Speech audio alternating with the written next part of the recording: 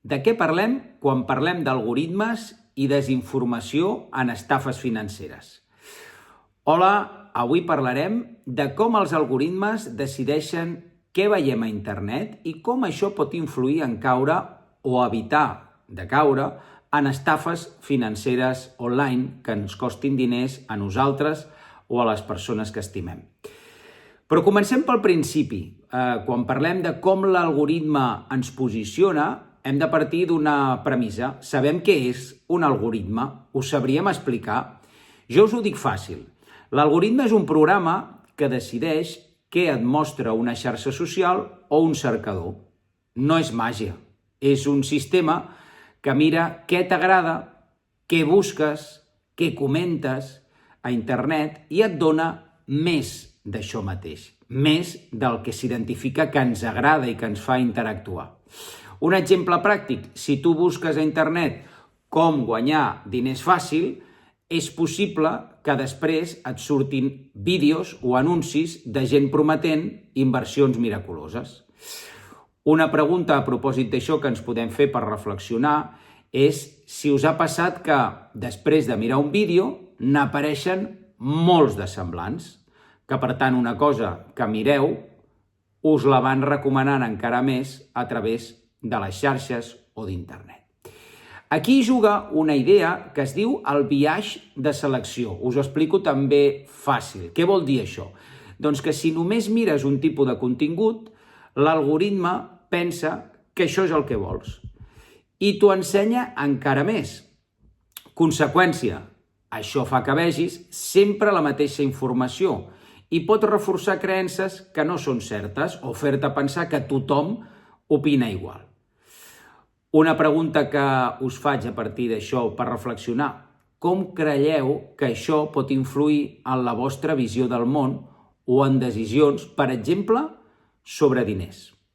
Bé, aquí juguen dos conceptes que s'han fet malauradament molt famosos en els últims temps, que són les fake news i estafes financeres. Hi ha notícies i anuncis falsos creats per enganyar-te, per generar clics, per fer-te invertir diners en coses que no són reals.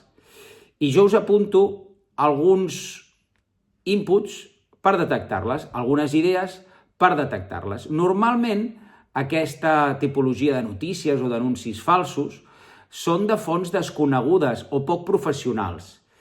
Heu de tenir fonts de referència que siguin conegudes i que siguin professionals. En segon lloc, juguen amb titulars massa espectaculars. Per exemple, guanya 500 euros al dia des del mòbil. Espectacular, però segurament fals. En tercer lloc, no et donen proves o detalls de que allò és cert o de que pot passar. I per últim, posen pressa. Anima-t'hi, és l'últim dia, és una oferta limitada, etc.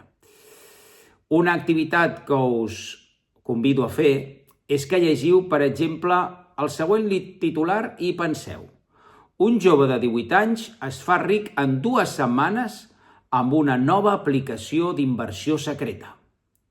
Pregunta que us faig. Us sembla fiable una cosa així? Què us fa sospitar d'això? Segurament ara, pensant-hi, cau per lògica, però segurament quan t'ho trobes com si res a través del mòbil, no tant. Per tant, en conclusió, per evitar desinformació i estafes, us apunto 4 claus. Primer, mirar diferents fonts, diferents recursos d'on extraieu una informació. Segon, tingueu esperit crític, no us mengeu tal qual tot el que us planten al davant. Tercer, no creieu res que prometi diners fàcils, no acostuma a passar. I per últim, consulteu algú de confiança si teniu dubtes. I recordeu, internet pot ser útil, però també pot enganyar. Tu, vosaltres, teniu el poder de decidir què creure.